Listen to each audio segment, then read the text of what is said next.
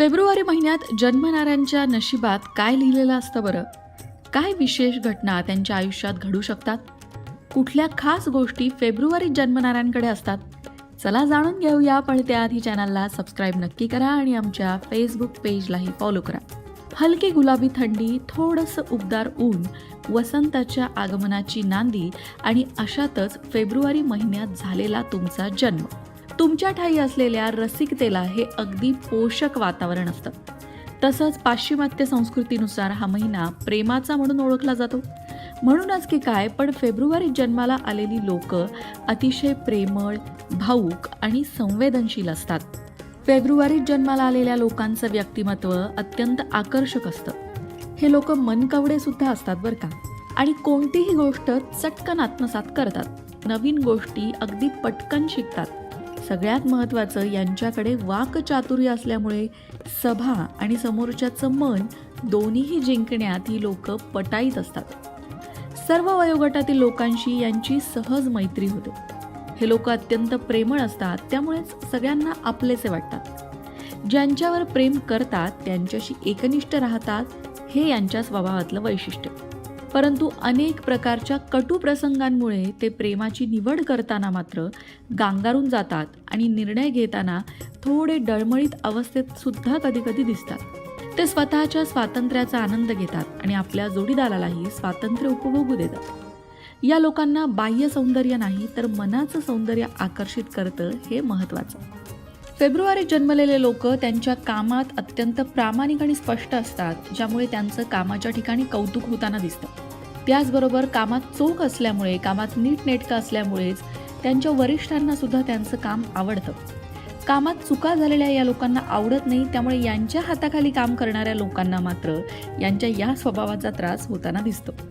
संवेदनशील असल्यामुळेच ही लोक चटकन प्रतिक्रिया देतात. त्यामुळे ही लोक शीघ्रकोपी सुद्धा कधी कधी वाटतात. त्यांना कधी कोणत्या गोष्टीचा राग येईल हे ब्रह्मदेवालाही सांगता येत नाही. परंतु जितक्या लवकर रागावतात तितक्याच लवकर शांतही होतात. मात्र आपल्या मनातल्या सगळ्याच गोष्टींचं शेअरिंग करत नाही. त्यामुळे बऱ्याचदा जरा दुःखी किंवा मनात कुढत बसणारे होऊन जातात. अशा वेळी त्यांच्या आजूबाजूच्यांनी त्यांना बोलतं करणं महत्त्वाचं असतं. हीच बाब त्यांच्या करिअरच्या सुद्धा आड येते. मनातल्या मनात कुढत राहण्यामुळेच स्वतःला त्रास करून घेतात. यांना आपल्या भावनांवर नियंत्रण ठेवायला शिकायला हवं. तसंच प्रसंगी बोलून मोकळं व्हायला शिकलं पाहिजे. या लोकांमध्ये कला, तंत्रज्ञान, शिक्षण अशा अनेक गुणांची खाण असूनही ते स्वतःला ओळखण्यात जरा कमी पडतात. परंतु कोणी त्यांना याची जाणीव करून दिली तर मात्र ते त्यांना हवं असणाऱ्या क्षेत्रामध्ये अव्वल स्थान मिळवतात. डॉक्टर, लेखक, शिक्षक, चित्रकार, संगणक तज्ज्ञ, अभिनेता अशा क्षेत्रांमध्ये नाव कमावताना दिसतात. परंतु दिरंगाई हा शब्द यांच्या पाचवीला पुजलेला असल्यामुळे या सगळ्या गोष्टी मिळतात, पण उशिरा. म्हणजे यांना भरपूर यश मिळण्याची शक्यता असते, पण ते यश मिळायला यांना भरपूर कष्ट घ्यावे लागतात आणि वाट पाहावी लागते.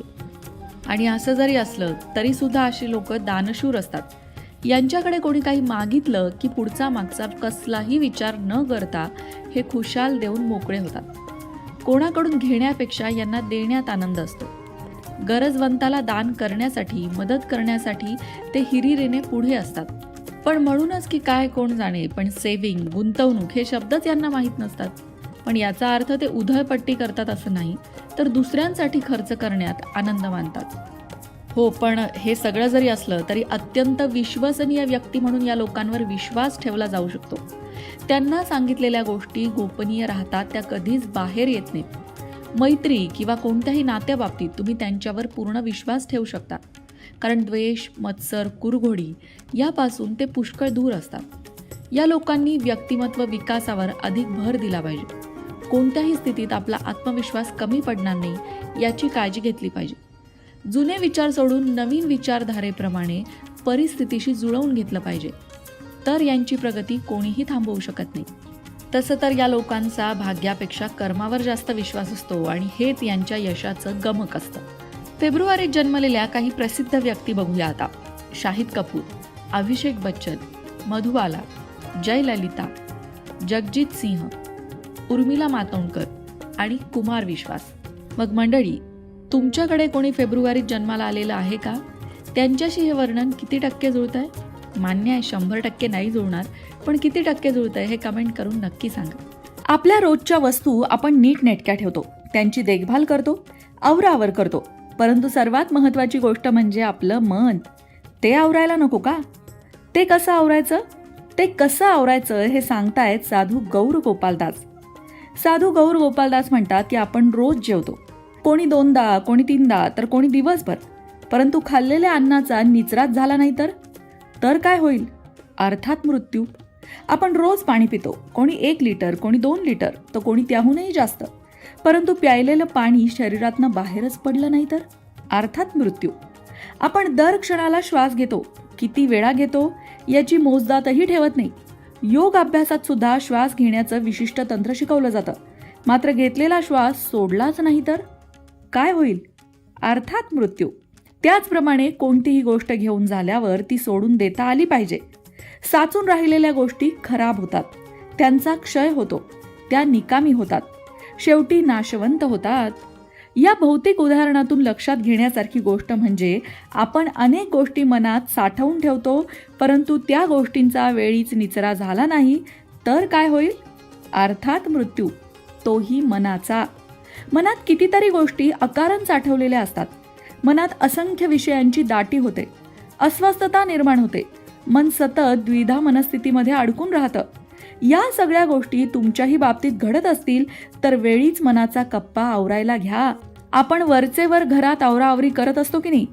उपयोगी वस्तू ठेवून देतो आणि कमी महत्वाच्या गोष्टी बाजूला काढतो. निरुपयोगी वस्तू तर फेकूनच देतो. फेकायच्या वस्तू या ठेवलेल्या वस्तूंच्या दशांश असतात, मात्र काही काळाने कमी महत्वाच्या वस्तू देखील अडगळीत जाऊन त्याचंही रूपांतर निरुपयोगी वस्तूंमध्ये होतं आणि नव्या वस्तूंसाठी जागा मोकळी होते. त्याच पद्धतीने आपल्याला रोजच्या रोज मनाचा कप्पाही आवरायचा आहे.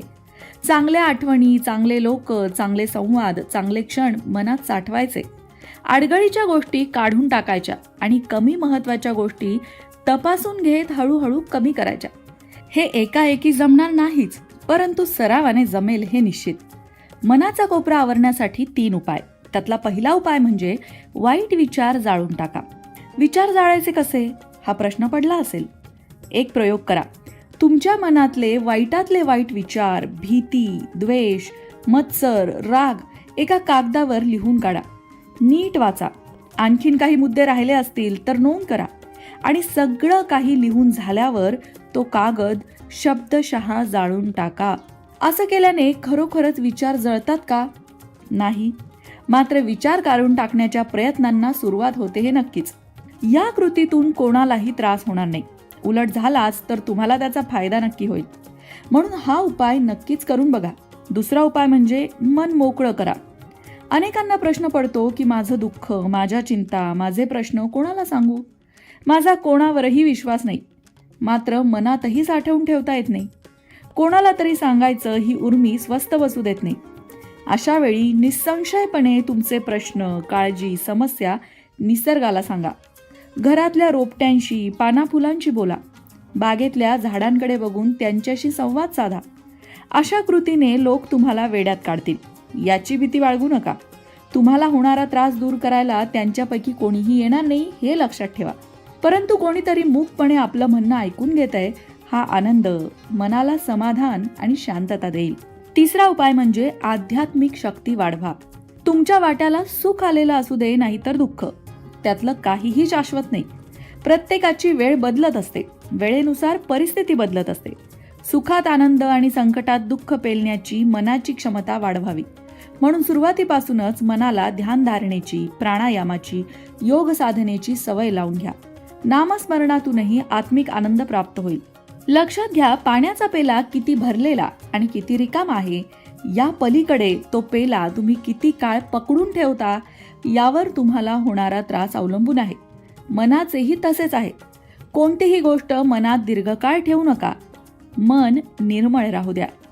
अशाच प्रकारच्या माहितीपूर्ण व्हिडिओंसाठी लोकमत भक्ती चॅनलला सबस्क्राईब करा आणि बेल आयकॉनवर सुद्धा क्लिक करा, म्हणजे आमच्या नवनवीन व्हिडिओंचं नोटिफिकेशन तुम्हाला मिळत राहील. तसंच योग्य आध्यात्मिक मार्गदर्शनासाठी लोकमत भक्तीच्या फेसबुक पेजला फॉलो करायला विसरू नका.